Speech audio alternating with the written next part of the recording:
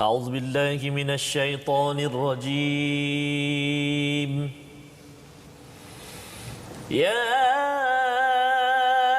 أيها الذين آمنوا ادخلوا في السلم كافة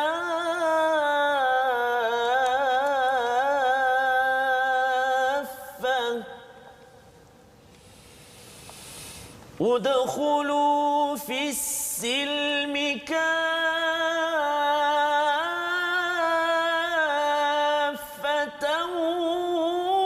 ولا تتبعوا خطوات الشيطان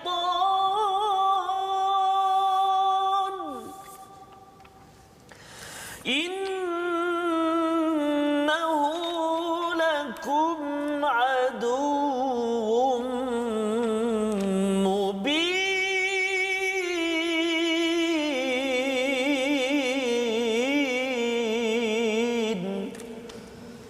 صدق الله العظيم.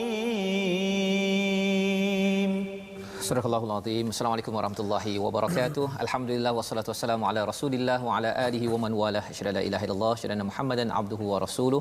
Allahumma salli ala sayidina Muhammad wa ala alihi wa sahbihi ajma'in. Amma ba'du. Apa khabar tuan-tuan dan puan yang dirahmati Allah sekalian? Alhamdulillah kita bertemu pada hari ini, pada hari yang penuh barakah, My Quran Time, baca faham amal, di mana pada hari ini kita ingin mengulang kaji kepada halaman yang ke-30 hingga 34 yang telah pun kita belajar sejak daripada Ahad yang lepas, pada Isnin, Selasa, Rabu, Khamis, dan kita mengikuti pelbagai topik yang menarik yang mungkin sebahagiannya agak kontroversi dalam dunia sekarang, tetapi itulah hidayah yang Allah bekalkan kepada kita. Dan pada hari ini kita bertuah bersama dengan tetamu undangan kita, ya, Ustaz Said Syahrizan. Assalamualaikum Ustaz. Waalaikumsalam warahmatullahi wabarakatuh. Alhamdulillah. Ustaz Tarmizi, apa khabar? Alhamdulillah Ustaz. Alhamdulillah, ya. Ini baju rancak sikit Ustaz. Baju rancak, baju ya. rancak. Itu penting tu, kerana Allah topik Allah. hari ini yang kita nak ulang kaji rancak Ustaz, ya. Subhanallah. Rancak dia bercakap tentang isu antarabangsa, ya. Itu sebabnya kita bawakan Ustaz Syed Syahrizan, ya, yang memang ada banyak pengalaman Ya, Ustaz. subhanallah Ustaz. Dah sampai, tadi saya berborak, Ya. dah sampai ke Spain, Ya, ya, Sepanyol, dah Masya sampai ke Mesir tempat belajar, ya, Allah. dan topik yang dibincangkan pada kali ini adalah topik yang kita sudah belajar, ya, berkaitan perang satu perkara, berkaitan dengan haji, ya, satu perkara, dua perkara yang perlukan pencerahan ulangan daripada Ustaz Syahrizan pada hari ini agar kita lebih jelas, agar bagi tuan-tuan yang mendengar pada hari ini akan mampu untuk mensikapi isu-isu ini dengan cara terbaik, dengan nur daripada Allah Subhanahu Wa Taala. Mari kita bersama, pada tuan-tuan yang berada di rumah, tolong sharekan, mohon share di Facebook masing-masing agar lebih ramai lagi pasal isu yang kita ingin ulang kaji ini berkaitan dengan perang, ya. Ada kaitan dengan istilah yang digunakan bagi sesengah orientalis mengatakan bahawa Islam ini adalah agama teroris. Adakah benar? Kita sudah belajar tapi kita ingin dalami lagi pada hari ini. Kita mulakan dahulu majlis kita dengan Ummul Quran Al-Fatihah bersama dengan Ustaz Tarmizi. Silakan Ustaz. Terima kasih kepada Ustaz Fazrul yang saya kasihi, lagi dimuliakan Al-Fadhil Ustaz Said Syahrizan, tetamu kita, bintang kita pada hari ini Ustaz, Ya, di penghujung hari ini. Pasti banyak yang ingin dikongsikan dengan kita. Betul. Ini tak sabar juga saya nak belajar. Banyak topik yang kita nak cuba ulang kaji pada hari ini. Seperti kata Ustaz Fazrul tadi, mari kita sama-sama sebarkan pengajian kita pada saat ini. Tekan butang share, mudah-mudahan bertambah-tambah ataupun jauh berjalan saham kita itu Ustaz. Sahabat-sahabat kita sama-sama belajar, baca Al-Quran, tengok Al-Quran, dengar dan fahami. Mudah-mudahan beri kekuatan pada kita untuk kita hayati dalam kehidupan kita, insya-Allah. Seperti biasa, hari ini kita akan mulakan dengan Ummul Quran surah Al-Fatihah. A'udzu billahi minasy syaithanir rajim. Bismillahirrahmanirrahim. Alhamdulillahi rabbil alamin. Ar-Rahmanir Rahim. Maliki yaumiddin. Iyyaka وإياك نستعين اهدنا الصراط المستقيم صراط الذين أنعمت عليهم غير المغضوب عليهم ولا الضالين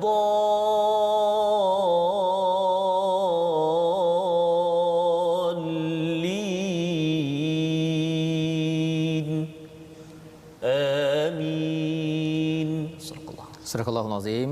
Itulah bacaan daripada Ummul Quran sebentar tadi untuk kita mengingatkan pada diri kita bahawa Allah yang mentadbir menjadi Rabb kepada sekalian alam ini penuh kasih sayang, ya. Dengan semangat kasih sayang itu, bagi sesetengah pendapat mengatakan bahawa dalam Quran ini tidak konsisten, ya, di mana ada tempat kasih sayang tapi ada istilah waqtuluhum yang bermula pada halaman yang ke-30.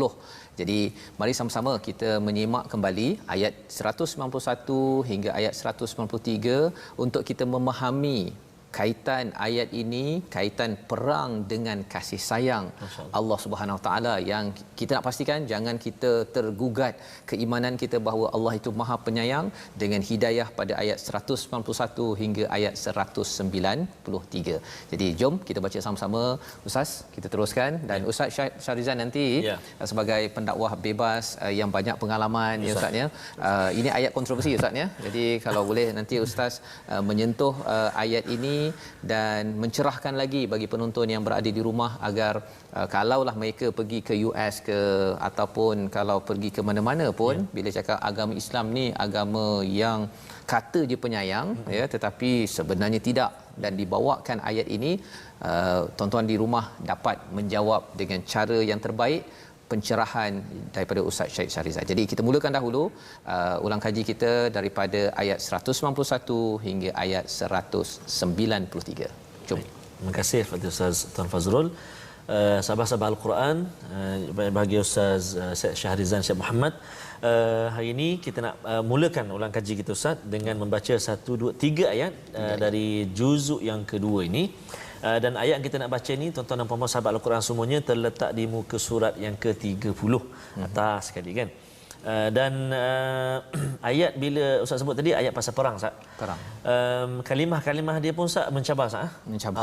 Huruf qaf tu, tengok tuan-tuan dan puan-puan sahabat Al-Quran semua, huruf qaf tu yang banyak yang sukun, ada yang sukun dan ada yang berbaris. Jadi kena perhatikan betul-betul qalqalahnya. Itu berbaris pula macam mana sebutannya. Jom. Jadi kita baca sama-sama insya-Allah. A'udzu billahi minasy-syaithanir rajim. Waqtuluhum haitsu thaqiftumuhum wa akhrijuhum min haitsu akhrajukum. والفتنة أشد من القتل ولا تقاتلوهم عند المسجد الحرام حتى يقاتلوكم فيه فإن قاتلوكم فاقتلوهم كذلك جزاء الكافرين فإن انتهوا فإن الله غفور رحيم وقاتلوهم حتى لا تكون فتنة ويكون الدين لله فإن انتهوا فلا عدوان إلا على الظالمين صدق الله العظيم. Surah Allah ayat 191, dan bunuhlah mereka di mana kamu temui. Bermula saja, jumpa saja, bunuh. Ustaz Syed Syarizal, daripada awal lagi Ustaz tak bersuara kerana nak memberi peluang kepada Ustaz untuk mencerahkan lagi. Boleh ke kalau jumpa je orang yang rasa tak beriman, bunuh? Masya-Allah. Bismillahirrahmanirrahim. Assalamualaikum warahmatullahi wabarakatuh. Alhamdulillah wassalatu wassalamu ala Rasulillah wa ala alihi wa sahbihi wa man walah wa man tabi'ahum ila yaumil qiyamah, amma ba'd. Alhamdulillah, terima kasih pada Tuan Ustaz Fazrul, begitu juga Ustaz Zamizi, sahabat saya, atas peluang yang diberikan pada hari ini.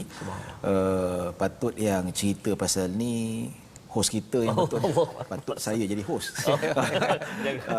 Cara cakap pun, lontaran suara pun dah sedap dah. Antara ustaz berdua lah. Saya tak Sana dah lontar awal. Saya tak Dah lontar awal.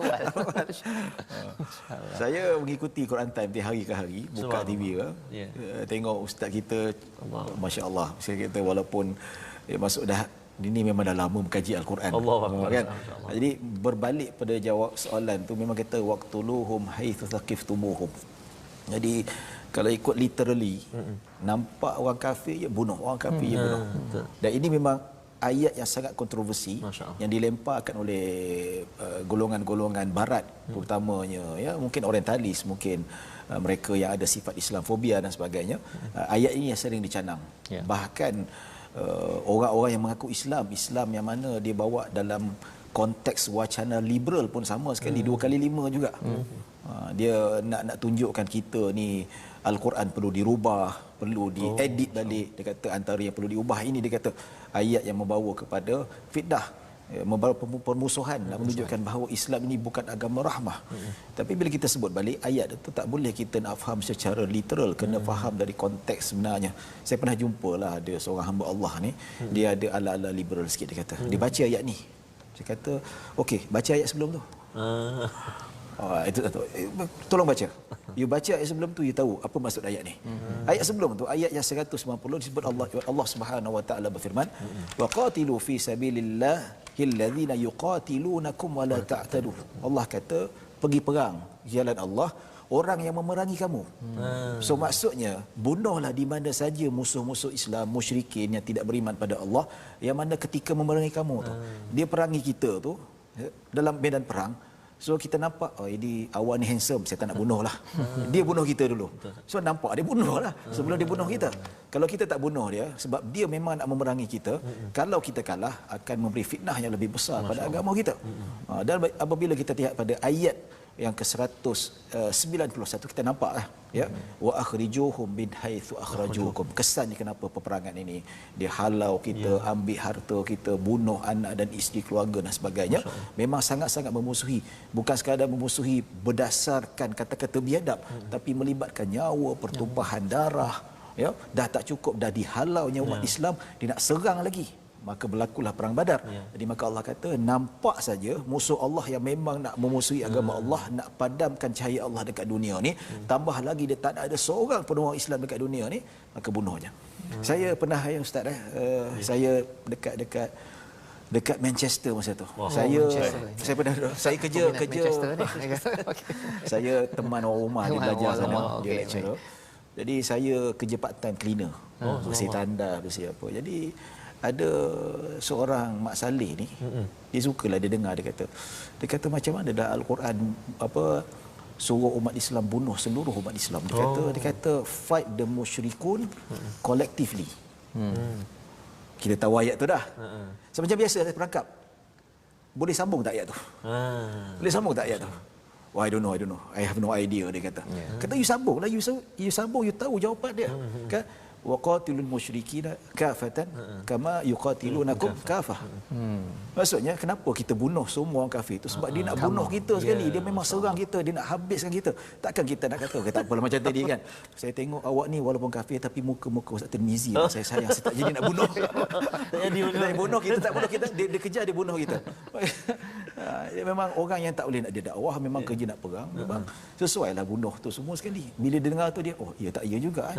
Dia kata jangan baca buku tajuk saja, baca seluruh sekali. Jadi itulah antara yang kita kata jelaslah. Dan memang kalau kita kata pun dalam Al-Quran, fa in intahau ya fa innallaha ghafurur rahim. Kalau mereka menghentikan permusuhan, mereka sendiri menerima Islam, ataupun tak nak menerima Islam tapi sudi nak bayar jizyah kepada Islam, maka fa innallaha ghafurur rahim. Ya, sebab apa? Ini kepentingan dalam usaha dakwah kita nak sebarkan agama tauhid. Sebab tu Allah Subhanahu Wa Taala menyatakan wal fitnatu asyaddu minal qatl. Bukan fitnah. Fitnah apa tu? Fitnah ni maksudnya syirik. Syirik ni adalah kezaliman yang lebih dahsyat berbanding daripada pembunuhan itu. Itu dosa yang paling besar sekali. So kita tak nak biar orang mati dalam keadaan Islam, bukan mati dalam keadaan memikul dosa ataupun kezaliman yang sangat besar. Bila saya cakap tentang al-fitnah itu asyadu minal qatl kan, syirik itu bukan fitnah yang kata orang itu ya, itu konteks Melayu kan, ini konteks bahasa Arab. Jadi bila syirik itu lebih teruk daripada membunuh kan, sebenarnya bagi orang biasa kan, dia rasakan bahawa dia mungkin beragama selain daripada Islam kan, dia kata bahawa bunuh memang bermasalah kan, because kerana dia ada kaitan dengan nyawa.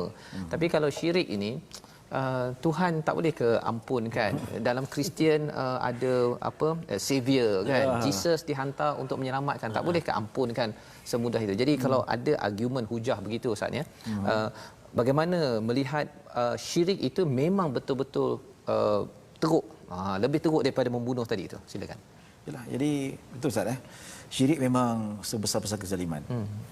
Kalau orang dosa membunuh tak sebab taubat, ada chances nak masuk syurga. Habis kena cuci kat neraka, dia masuk kat syurga balik. Tapi kalau syirik ni tidak ada pengampunan. Innallaha la yaghfiru ay yushraka bihi syai' wa yaghfiru ma duna dzalika liman yasha. Allah tidak akan mengampunkan sama sekali dosa yang mensyirikkan Allah. Maksudnya selama-lamanya dibakar dalam api neraka, ya. Banyak sekali ayat Al-Quran menceritakan bahawa kekalnya orang yang tak beriman itu dalam konteks akhirat.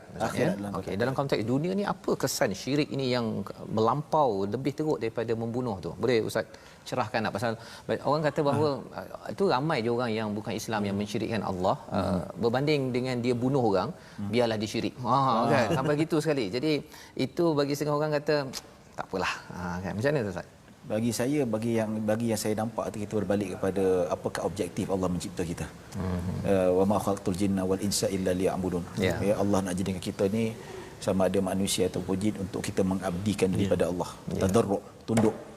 Bukan saja sujud saja, bukan saja rukuk, tapi segala ketentuan hukum hakam Allah, Al-Quran dan Sunnah perlu kita tunduk, perlu kita ikut. Tapi kalau mereka yang syirik ni, dia tak nak beriman dengan apa yang Al-Quran datang. Dia tak beriman dengan hukum hakam. Dia tak beriman dengan halal dan haram. Kita tengoklah orang yang tak beriman, dia kata, ya, kita kata kena kahwin, tak boleh duduk serumah. Dia kata pelik betul. Kami biasa, kami duduk tak nikah, duduk sama-sama, lahirkan anak. Jadi kerosakan nasab. Lepas tu mereka yang tak beriman, minum arak, tak kena apa, balik rumah dia pukul bini sampai meninggal dunia. Kat UK biasa Ustaz. Ada kes mabuk pukul anak sampai pecah kepala pun ada juga. Itu kesan yang lebih buruk. Memang dia syirik. Syirik tu mungkin dia tak bunuh, tapi kesan syirik tu dia tak akan membawa kepada tidak menjaga maqasid syariah. Dia tidak menjaga syariah dia, sebab syirik dia akan membahayakan nyawa orang lain, membahayakan agama, nasab dan sebagainya, akal, fikiran dan sebagainya. Itu yang saya nampak ya. Jadi itu yang terima kasih Ustaz Syarizan ya, mencerahkan tentang syirik ini. Walaupun dia orang bagi nampak dia kecil, tapi bagi Allah besar, lantaran bila hati itu dipenuhi dengan kezaliman yang besar ini, dia sanggup dia menzalimi harta. Ustaz cakap tadi kan, menzalimi, malah dengan syirik ini boleh menyebabkan orang sanggup dia membunuh satu etnik cleansing kan, membunuh siapa saja, sapu sekali. Disebabkan oleh apa? Kerana syirik itu dia menghalalkan apa sahaja yang dia inginkan. Kalau tadi berperang itu mungkin berperang dalam perang tu saja, tapi kalau orang syirik ini tak berperang pun dia bunuh, ya, yang seperti dikongsikan oleh Ustaz Syed Syarizan sebentar tadi. Maka inilah hidayah yang kita dapat daripada halaman yang ke-30, yang kita ingin sambung pada halaman yang ke-31, di mana Allah menyatakan pada ayat 197 bawa kepada topik Hajj. Ya, perang. Kemudian di bawah tadi pada buku surat 30 tadi membawa kepada Hajj. Kerana apa? Kerana ada kaitan Nabi nak pergi Hajj itu, ada orang yang menghalang daripada menunaikan Hajj, dan ia membawa kepada perang. Jadi kembali balik kepada ayat Hajj, iaitu pada ayat 197, musim haji itu pada bulan-bulan yang telah diketahui. Ya. barang siapa melakukan ibadah haji dalam bulan itu jangan buat 3 perkara, iaitu fala rafatha wala fusuqa wala jidala fil hajj. Mari kita sama-sama kita baca satu ayat ini, ayat 197, kerana kita nak melihat kalau haji ini telah berlaku saban tahun ini sahaja Ustaznya yang Allah tarik dahulu nikmat itu kerana tolong belajar sedikit pasal haji tahun ini. Tahun depan kalau diizinkan oleh Allah, kita doakan moga-moga pak haji dan mak hajah yang mendengar pada hari ini pastikan impak kesan haji itu benar-benar dibawa ke negara ini, dan kalau yang belum menunaikan haji bersedia dengan haji yang original Ustaz ya. Bukan haji yang sekadar nak letak tampal nama haji dan hajah sahaja di belakang nama. Jadi mari kita baca dahulu ayat 197 oleh Ustaz Tarmizi. Terima kasih Fadil Ustaz Tuan Fazrul, Fadil Ustaz Syed Syahrizan. Tuan-tuan dan puan-puan, sahabat-sahabat Al-Quran semuanya, kita nak menyambung bacaan kita, ulang kaji kita pada muka surat 31. Tadi ayat yang perang tadi Ustaz, saya cuba baca dengan gaya ataupun bacaan yang agak agresif sikit. Taranum dia taranum ros, taranum yang tegas sikit kan. Kalau ros ni imam yang kita selalu dengarlah Syekh Abdul Rahman As-Sudais baca dengan taranum ras. Saya tadi 1% saja. 1% saja, tapi tak apalah kan, minat kan. Dan ini Ustaz sebut pula kita nak berpindah kepada ayat-ayat tentang haji, ayat yang ke-197. Mari kita baca, dan saya nak cuba baca dengan bacaan ala Syekh Mahir Al-Mu'iqli. Cuba je Ustaz. Tak jadi jangan marah Ustaz. Jadi. Saya pernah dengar Ustaz baca, memang jadi. Allah Akbar. Jadi tuan-tuan dan puan-puan, sahabat-sahabat Al-Quran semua, mari kita tengok seketika ayat 31 dulu atas sekali. Muka surat 31 ayat 197. أعوذ بالله من الشيطان الرجيم. الحج أشهر معلومات فمن فرض فيهن الحج فلا رفث ولا فسوق ولا جدال في الحج وما تفعلوا من خير يعلمه الله وتزودوا فإن خير الزاد التقوى واتقون يا أولي الألباب صدق الله العظيم.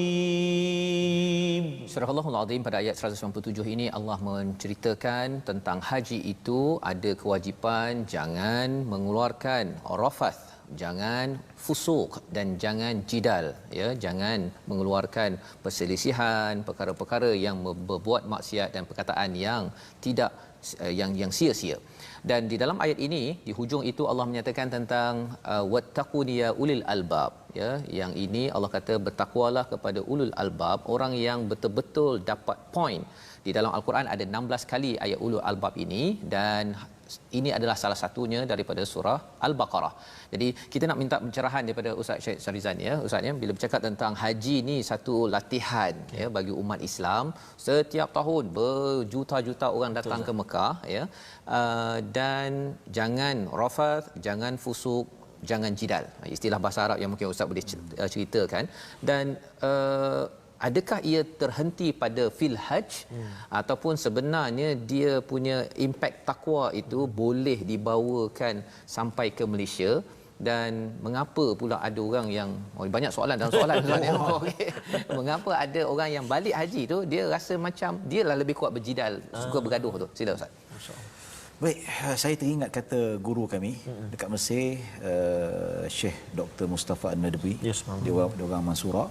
Dia kata proses pentarbiahan, maksudnya kadang-kadang manusia ni dia perlu ada motivasi nak tarbiah diri dia supaya jaga benda-benda yang lara, benda-benda yang boleh membawa kepada dosa, dia kata. Sebab itulah antaranya puasa. So puasa sunat tu seringkali digalakkan tiap minggu ada puasa sunat, bulan ada puasa sunat, setiap bulan yang tahunan pun ada, supaya seseorang bila dia melakukan ibadah puasa dia akan nak dapatkan ataupun mencapai kesempurnaan puasa. So, sama jugalah bila puasa ni benar, wala rafatha wala fusuka wala itu. Walaupun kalau rafath tu batal, tapi jidal tu dia mengurangkan pahala. Jadi orang yang nak sempurna pahala puasa dia kena, walaupun sunat sekalipun dia kena tinggal benda macam tu. So jadi kadang-kadang orang dia tak ambil puasa sunat, jadi Allah sengaja nak wajibkan mereka melalui tarbiyah ini, maka diwajibkan puasa Ramadan. So bila habis Ramadan, kita masuk bulan Syawal pula, sibuk dengan open house.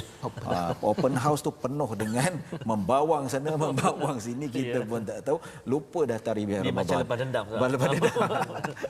So bila masuk Zulhijjah, 10 Zulhijjah tu haji tu dia start mula nak ajak kita tarbiyah balik, supaya tidak ada lebih kepada kesempurnaan haji, yang pergi haji tu jaga balik, muhasabah balik, yang mana ayat ini memberi konteks yang lebih besar. Pertama, kalau orang yang sudah melalui proses ihram, maka tak boleh ada mukaddimah seksnya, tidak boleh ada berkata-kata yang celupa dan sebagainya. Maka kalau kata-kata yang nista, maka dia tak menepati seperti mana Nabi SAW sebut, man hajja walam yarfath falam yarfath walam yafsuq raja'a ka yaumin waladathu ummuh. Maksudnya you buat haji penat-penat habis, ada yang package 80,000. Masya-Allah. 80,000 ialah selesa, alhamdulillah dia ada duit, kemampuan dia, Allah beri ganjaran sebab dia mengorbankan duit dia. Tapi pergi haji rafath ataupun buat benda-benda sia, tak dapat haji mabrur. Itu target sebenarnya. Target sebenarnya kita nak mengerjakan kewajipan, dan tambah lagi kita nak target yang terbesar. Ajaran ganjaran yang sangat besar haji mabrur yang kita nak kerjakan tu. Maka di situ kita dapat lihatlah sebenarnya, haji ini adalah proses tarbiyah macam Ramadan juga. Cuma dia lebih mencabar sikit. Perlukan keuangan, perlukan masa, perlukan tenaga, perlukan kesabaran. Jadi sebab itulah kata maksudnya dijamin masuk syurga bagi mereka yang mendapat haji mabrur. Maka Allah terangkan secara jelas-jelas, wala fusuka wala jidala fil hajj. So jaga benda-benda macam ni. Supaya apa? Supaya kita menghayati ayat ini, supaya kita menyelusuri apakah Allah inginkan daripada ibadah haji dalam kehidupan seharian. Jadi ini adalah latihan yang Allah nakkan berdasarkan pada apa yang Ustaz nyatakan tadi. Nak kita ni jaga jangan rafas, fusuk dan jidal ini suka bergaduh ni, pasal bab 3 perkara ni memang manusia suka Ustaz ya. Dia memang suka. Dia sampai jadi industri pula. Industri rafas, industri fusuk kan, dan industri jidal. Bergaduh kan. Dia di kalangan media pun dia ada yang suka melaga-lagakan orang, digital ke social media. Jadi ini perkara yang perlu kita beri perhatian. Kita sambung kembali My Quran Time, baca faham aman insya-Allah.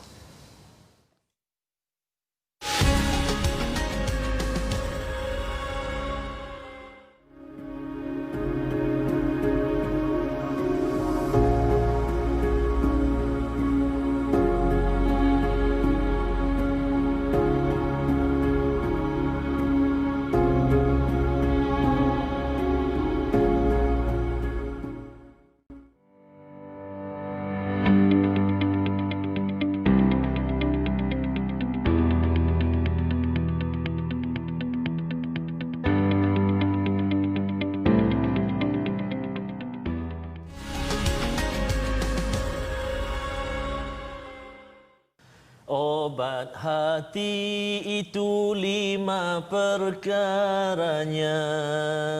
Yang pertama baca Quran dan maknanya. Yang kedua salat malam dirikanlah.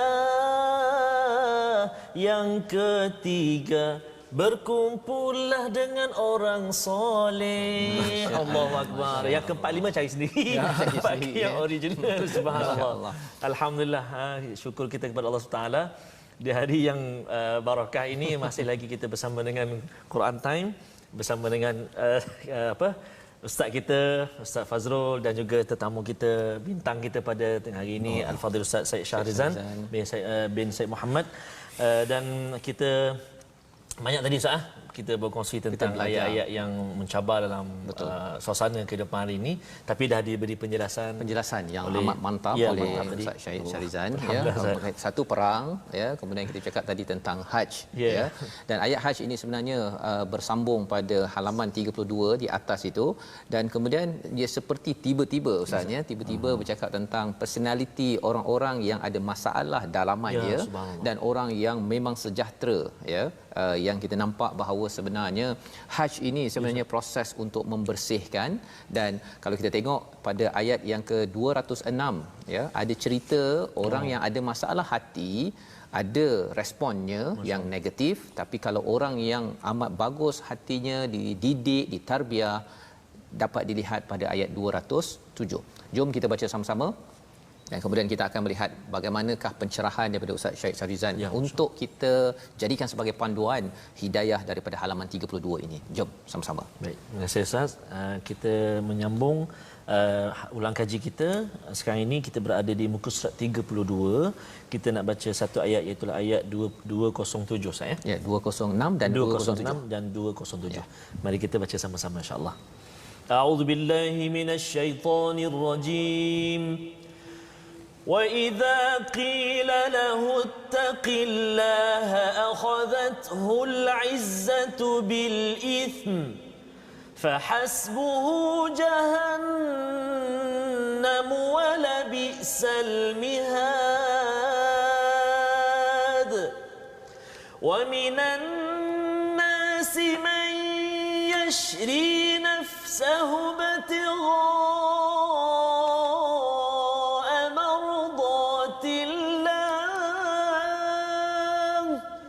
والله رؤوف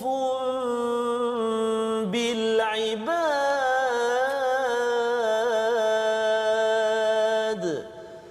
صدق الله العظيم. Surah Al-Azim pada ayat 206, dan apabila dikatakan kepadanya bertakwalah kepada Allah, semakin bangkitlah kesombongannya untuk membuat dosa, maka yang terbaik buatnya adalah neraka Jahannam, dan sesungguhnya Jahannam itu tempat tinggal yang terburuk. Jadi ini adalah bagaimana respon orang-orang yang ada masalah Ustaz ya. Dan bila cakap tentang ayat ini menakutkan disebabkan apa? Kadang-kadang ada orang tegur kita Ustaz ya. Said, bila orang tegur ittaqillah kan, ataupun orang tegur kepada saya lah, katakan kan, abang ke, kalau isteri saya ke, anak saya abah kan, sebenarnya tak betul tu abah kan. Dan bila ia adalah ittaqillah di sini tidak ada sumber, maksudnya siapa-siapa saja boleh menyatakan. Bagi orang yang ada masalah hati, dia ada izzah, bukan izzah yang positif, tapi al-izzatu bil ithm. Ya, dia rasa sombong, ya, mula dia nak melompat itu. Apa ubatnya Ustaz, dan adakah apa pencerahan daripada ayat 206 dan 207 ni? Silakan. Baik, ayat 206 207 ni dia kait rapat dengan apa, golongan munafik seperti mana disebutkan dulu Ustaz tadi. Bila ditegur, dinasihatkan jangan buat kemungkaran, mereka tersentak. Tersentak sekarang ni sentap lah. Sentap. Istilah kata hati tisu lah, cepat koyak apa semua lah kan. Jadi sebabnya kalau hakikat golongan munafik ni, dia hukumnya kufur, zahirnya Islam.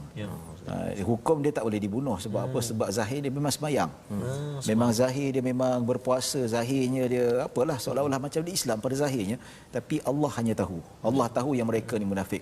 Dan bagaimana Nabi SAW boleh tahu golongan ni munafik, sedangkan Nabi SAW sendiri pun tak boleh baca hati manusia. Tapi berdasarkan wahyu, Allah yang bagi wahyu kepada Nabi Muhammad, ini munafik-munafik. Dan rahsia nama-nama tu dipegang oleh Sayyidina Huzaifah bin Al-Yaman radhiyallahu anhu. Jadi apabila kita sebutkan hakikatnya orang munafik ni, dia sama seperti orang musyrikin. Musyrikin ni maksudnya dia dah beramal dengan Islam tapi hati masih lagi tertutup dengan Islam. Bab kata dalam surah Al-Baqarah ayat berapa Ustaz? Innal ladzina kafaru sawa'un 'alaihim a anzartahum allam tunzirhum wa hum la yu'minun. Maksudnya datang macam mana, dengar hadis banyak kali, tengok indahnya Islam, tapi seolah-olah macam tak ada apa-apa manfaat. Diberinya peringatan, diberinya amaran, diberi tentang kenikmatan syurga, tidak memberi apa-apa kesan. Pasal apa? Khatamallahu ala qulubihim wa ala sam'ihim wa ala absarihim ghishawah. Hatinya sudah ditutup oleh Allah Subhanahu wa taala. Ya. Maksud hati tutup ni bukan dalam erti kata ikut akidah Jabariyah. Maksudnya memang aku dah kafir, memang kehendak Allah. Tapi memang kehendak manusia itu sendiri. Jelah innallaha la yughayyiru ma biqaumin hatta yughayyiru ma bi anfusihim. Mereka sendiri yang tak nak cari kebenaran. Mereka sendiri dah tutup dah benda tu betul, dah tahu benda tu betul, tetap juga nak pilih benda yang salah juga. Benda ni tak ada manfaat, tetap juga nak pilih benda yang manfaat. Golongan minta maaf cakap lah, golongan perokok kan. Perokok minta maaf. Dia dah tahu benda tu membahayakan, benda tu tak baik kesihatan, tapi tetap juga pilih benda macam tu. Tapi tak adalah kita kata merokok disama dengan munafik. Sampai hati ustaz kata saya munafik kan. Jadi ustaz, bila ustaz cakap pasal sentap dan hati tisu tu kan. Yalah, bila satu hati sentap yang jenis begini, sentap yang dia rasa bahawa aku betul kan. Betul. Tapi kalau yang orang beriman, dia sentap juga kan. Apa beza sentap orang yang munafik ini dengan sentap orang beriman dalam nak memastikan kita ni jadi manusia yang mengorbankan kan. Bila jom dia sentap dia pergi, tapi apa bezanya orang beriman sentap dengan orang yang ada masalah ni sentap? Yalah, saya rasa jawapannya kalau salah betul kan saya Tirmizi Ustaz Fazrul, ya kalau orang munafik apabila dia buat kerosakan muka bumi, dia buat maksiat, dia tak rasa sentap, dia rasa benda tu normal, benda tu biasa, bagi dia tak salah. Tapi kalau orang beriman, kalau benda tu Nabi kata al-imanu mahaka sadruhu, apa yang mengetuk hati, menggetarkan iman tu kalau menggetarkan hati. Kalau dia tinggal sembahyang, tinggal solat, dia rasa bersalah sungguh, dia kata. Hari ini mengumpat, dia rasa bersalah sungguh rasanya. Kalau dia buat kejahatan, dia rasa bersalah sungguh. Tapi golongan munafik tak ada, dia rasa macam tu. Hati dia sudah ditutup oleh Allah Subhanahu Wa Taala atas kehendak mereka sendiri. Mereka yang tutup hati, mata, telinga, mulut mereka daripada menerima kebenaran itu sendiri. Jadi itu bezalah yang saya nampak. Maksudnya orang munafik ini kalau dia sentap, kemudian dia terus buat kerosakan. Tapi kalau orang beriman, kalau dia kena sentap tu, dia tarik handbrake gitu itu yang pencerahan yang dikeluarkan, yang disampaikan oleh Ustaz Syed Rizani untuk maklumat, untuk manfaat saya pada tuan-tuan yang berada di rumah, ya, bahawa sentap ni semua orang sentap kan, ya.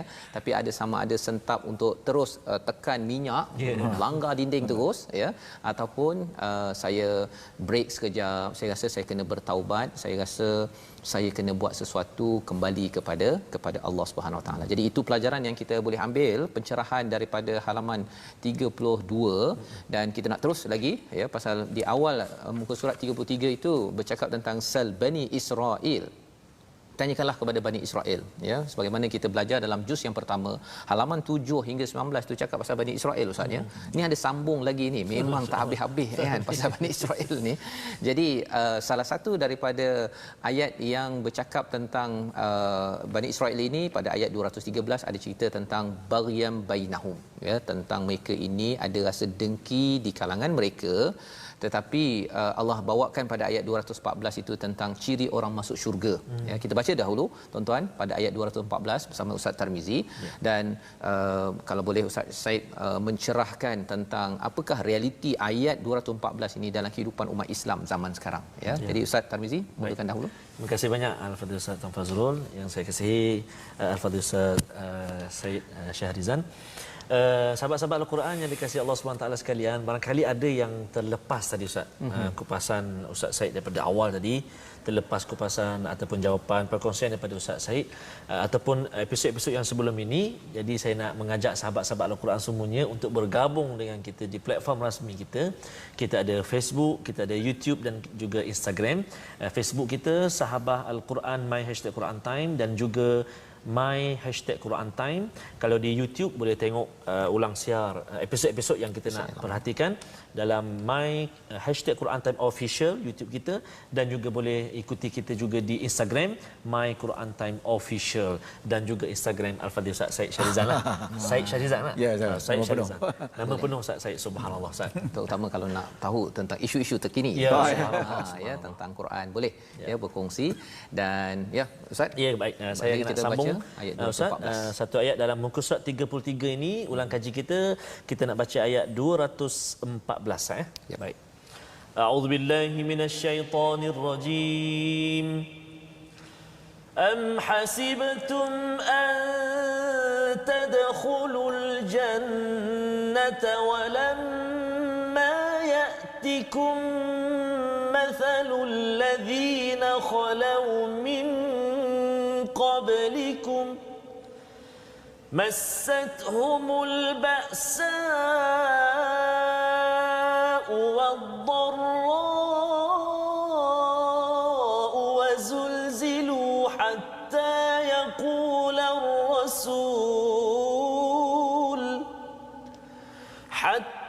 يقول الرسول والذين آمنوا معه متى نصر الله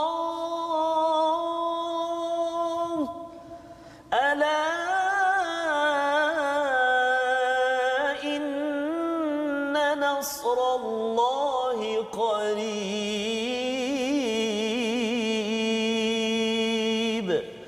صدق الله العظيم. Surah Al-Azim pada ayat 214 membawa kepada apakah maksudnya, atau adakah kamu berfikir bahawa kamu akan masuk ke dalam syurga padahal belum datang kepadamu seperti orang-orang yang terdahulu sebelum kamu. Mereka ditimpa kemelaratan, penderitaan dan diuji sehingga Rasul dan orang beriman bersama mereka berkata, mata nasrullah, bilakah datangnya pertolongan daripada Allah? Ingatlah sesungguhnya pertolongan Allah itu dekat. Inilah maksud ataupun terjemahan daripada ayat 214, dan kita nak dapatkan pencerahan ulang kaji kita. Sebenarnya ayat ini Ustaz ya, dia nak Allah nak bawakan kita perspektif apa? Adakah rasa macam saya ni tak susah, saya kena cari susah, ataupun saya ni rasa macam tak diuji, kena cari ujian ini ya, ataupun apa sebenarnya agar hidayah daripada ayat 214 ini dapat kita hidupi zaman ini. Sila Ustaz. Baik, terima kasih Ustaz. Ya, terima kasih Ustaz Tirmizi. Jadi ayat ni memang cantiklah, dia letak berkaitan dengan Bani Israel. Bani Israel ni cerita tentang bagaimana Nabi Musa dan Nabi Harun diuji dengan begitu dahsyat sikap umatnya yang Allahu Akbar. Nak sikap apa lagi Ustaz? Apakah bahasa yang boleh kita cakap? Bani Israel pada zaman Nabi Musa, Nabi Harun, itu betapa dahsyatnya ujian ke atas dua-dua nabi ini, yang makan hati, berulam jantung dan sebagainya. Ya, sampai apa Nabi Musa balik daripada bukit Tur Sina, pegang jangkut Nabi Harun, pasal marah punya, pasal macam mana boleh berlaku. Boleh. Ya, ujian yang begitu dahsyat. Maksudnya ayat ni cerita tentang ujian mesti datang. Ya, dalam Al-Quran Allah Subhanahu wa taala, ahasiban nasu ay yatruku ay yaqulu ay yutraku ay yaqulu amanna wa hum la yuftanun. Maksudnya adakah manusia menyangka aku beriman pada Allah, aku tidak diuji? Dia pasti diuji. Sebab kata orang Nabi sendiri diuji, Nabi Muhammad, Nabi Musa diuji, Nabi Harun diuji, dan sebagai motivasi kepada Nabi Muhammad sallallahu alaihi wasallam. Nabi Isa Hawariyun diuji begitu dahsyat, maka ia merupakan satu motivasi kepada para sahabat yang mana untuk memegang bara api, memegang Islam itu sendiri, untuk disebarkan dekat Jaziratul Arab. Macam-macam dekat fatrah 13 tahun dekat Mekah yang kena bunuh, hilang mak, hilang ayah, hilang macam-macam lagi lah benda yang dihargai, yang kena suluh, yang kena macam-macam lah. Jadi benda tu satu perkara yang ujian yang tidak boleh diuji. Bahkan kata ulama, lagi iman, ketinggian iman seseorang itu lagi tinggi ujiannya. Sebab tu kadang-kadang kata apalah, tengok dia tu tak pernah beriman pada Allah pun, hari-hari sembah tu sembah ni, tak apa-apa dia sembah. Kaya juga. Kaya juga. Aku ni kerja overtime sampai nasib baik jam tu 24. Kalau ada 28 jam aku kerja dah. Macam tu. Tapi tak kaya-kaya juga. Tapi itu kadang-kadang ujian yang kita beri kan. Dan nak Ustaz kata zaman pandemik COVID-19 ni memang jangan kata saya pun terkena, ustaz pun semua terkena juga tu. Saya punya perniagaan pun hampir gulung tikar boleh dikatakan. Tapi Allah bagi jalan keluar jugalah, boleh bernafas dan sebagainya. Dan zaman PKPP ni kita rasa, saya bersyukur saya diuji 3 bulan dan kita fikir ramai yang lebih teruk daripada kita, dan kita dah masuk PKPP ni, kita dah boleh bernafas, dan ada orang yang masih tak bernafas, nak cari oksigen tu tak tahu mana. Maka itulah yang kata nak bandingkan kita sebagai motivasi lah Ustaz, kita diuji. Nabi lagi teruk diuji, para sahabat lagi teruk diuji. Zaman dulu nabi-nabi yang ada kena gergaji, kena bunuh lagi dahsyat. Ya, dan satu perkara yang kadang-kadang itulah dalam antara tanda-tanda akhirat.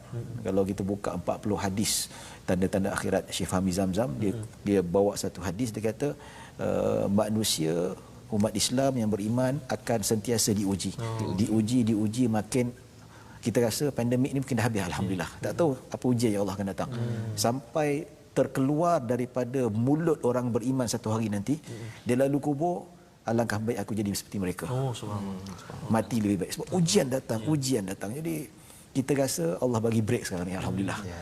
Ya. Kita tak tahu zaman anak cucu kita apa ujian yang datang. Tak tahu zaman kita sebelum kita meninggal, adakah itu akan terujar mulut kita? Mati lagi baguslah. Maksudnya itu kita kena prepare lah. Benda yang akan berlaku. Wallahu a'lam. Jadi maksudnya ayat 214 ini menyiapkan minda kita, Ustaz, ya. Maksudnya bukan pergi cari ujian kan, pergi cari tak ada, dah habis dah COVID-19 cari COVID-20 pula. Tak ada macam tu, Ustaz, ya. Dia adalah menyiapkan minda kita dengan segala cabaran akan datang, tetapi yang pastinya tetap juga bersama Allah, ya. Itu yang Ustaz sampaikan sebentar tadi, agar kita terus kuat, ya, terus bersama dengan perjuangan. Dan ayat selepasnya itu pun Allah menyatakan tentang mengeluarkan infak harta ataupun infak apa sahaja yang ada untuk kaum kerabat, tentang anak yatim, orang miskin. Semuanya itu adalah tanda bahawa kita ini committed dalam perjuangan untuk menuju kepada Allah Subhanahu Wa Taala. Mungkin di akhir satu lagi, Ustaz, ya, kalau kita tengok muka surat 34 bercakap tentang perjuangan ini, salah satunya ialah bab memberi ini, Ustaz, ya, memberi ini, dan juga kalau kembali balik pada kita tadi itu, memang tak seronok, ya. Berperang tak seronok, memberi pun tak seronok, tapi banyak benda tak seronok dalam hidup ini, Ustaz, ya. Tapi Allah cakap mungkin yang tak seronok, yang kamu benci itu, yang kamu tak suka itu, wa khairul lakum, ya, baik bagi kamu. Jadi ayat 216 ini kalau Ustaz Tarmizi boleh bacakan dan Ustaz boleh cerahkan lagi bagaimana kita nak nampak sisi baik bagi setiap perkara yang nampak tak baik. Kan, dan macam mana nak nampak yang tak baik bagi benda yang baik. Tu mencabar juga tu kan. Tapi kalau Ustaz boleh bagi satu dua tips agar kita ini tidak mudah tertipu dengan hakikat hidup di dunia ini. Betul. Jadi sila Ustaz Tarmizi. Baik, terima kasih kepada Ustaz Fazrul. Ustaz Syed Syahrizan, mohon saya baca. Silakan. Okey, ayat yang barangkali yang seterusnya ini ayat 216 di muka surat 34. Jom kita baca. A'udzu billahi minasyaitonir rajim. كتب عليكم القتال وهو كره لكم وعسى أن تكرهوا شيئا وهو خير لكم وعسى أن تحبوا شيئا وهو شر لكم والله يعلم وأنتم لا تعلمون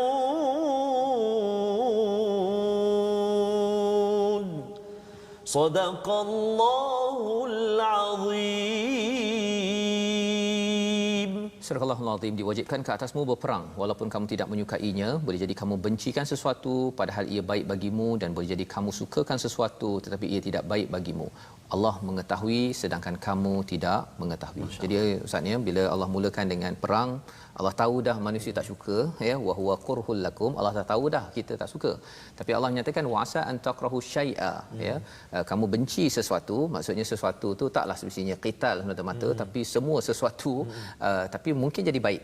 Jadi panduan daripada Ustaz yang boleh kita fahami daripada perkara ini, bila Allah kata Allah tahu, kamu tak tahu, macam mana saya nak tahu yang baik ke tak baik dalam hidup saya agar saya taklah tertipu dalam perjalanan hidup. Masya-Allah. Betul. Silakan Ustaz.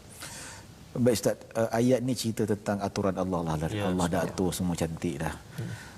Ustaz Fazrul, Ustaz Tarmizi, semua ada pengalaman. Kita rasa pernah dululah saya nak minta jawatan sebagai pensyarah. So interview dalam bahasa Arabnya, bahasa Inggerisnya. Ini cerita lama lah. Sampai interview puji saya. Ini bukan saya nak angkat, nak sombong, tidak. Tak ada. Ini cerita pengalaman. Siap puji saya. Saya punya confident mesti dapat. Dapat. Dia puji awak ni baguslah. Ni. Balik cerita dengan mak saya apa semua. Tiba-tiba dah sebulan, 2 bulan, 3 bulan telefon.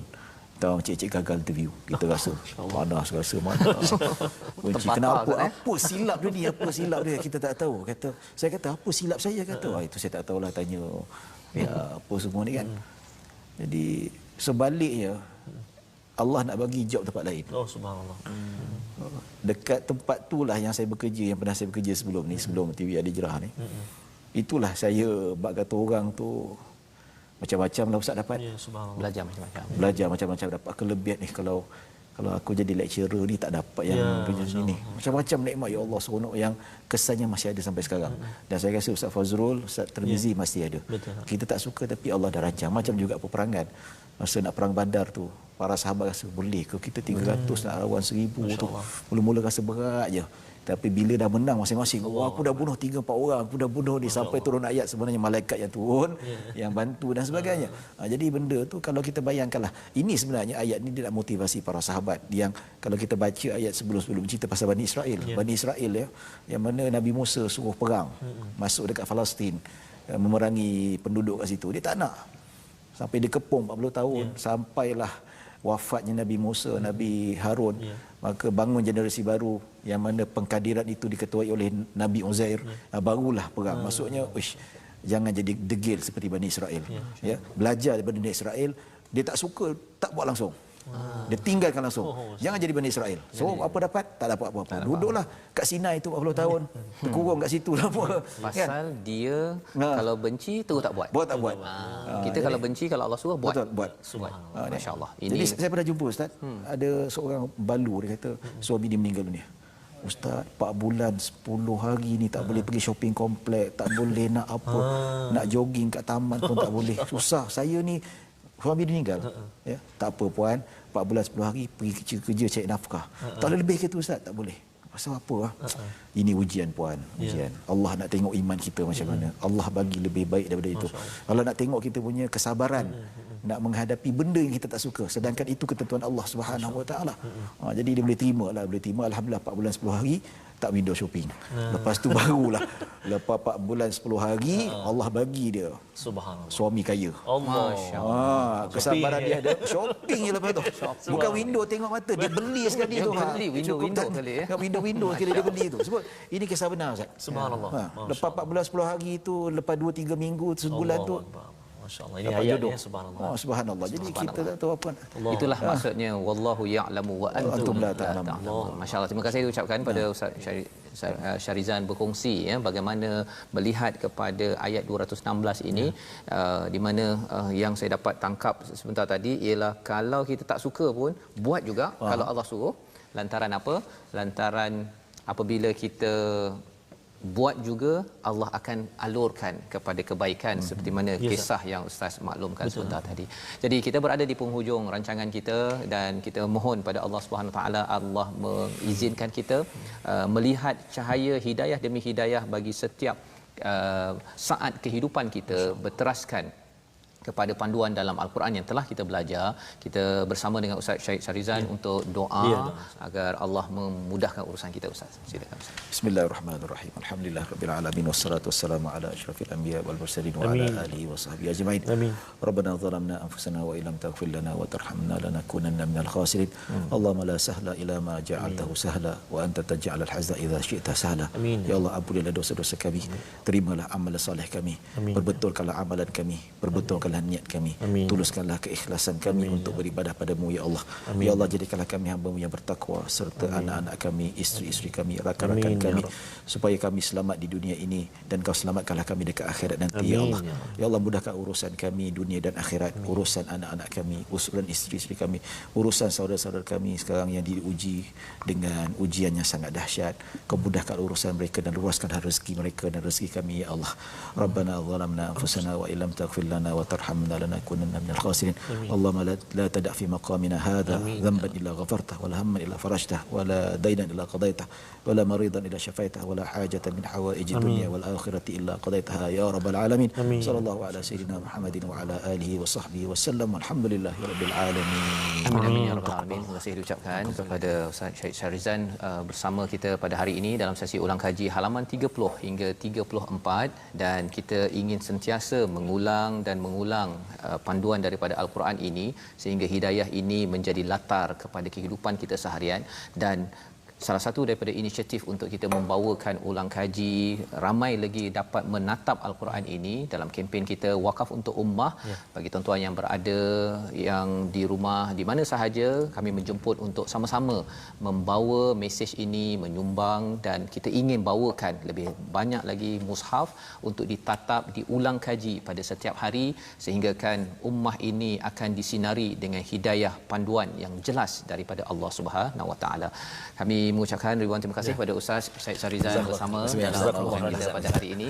Dan insya-Allah bagi tuan-tuan di rumah, ulangan bagi program ini bagi siapa yang tertinggal tadi ataupun ingin melihat balik mengulang kaji ya apa yang telah dikongsikan oleh Ustaz Syed Syarizan sebentar tadi jam 5 petang ya pada jam 10 malam dan juga 6 pagi esok insya-Allah. Dan program ini dibawakan oleh Mofaz. Sama-sama lagi kita berjumpa pada hari yang akan datang dalam My Quran Time, baca, faham, amal.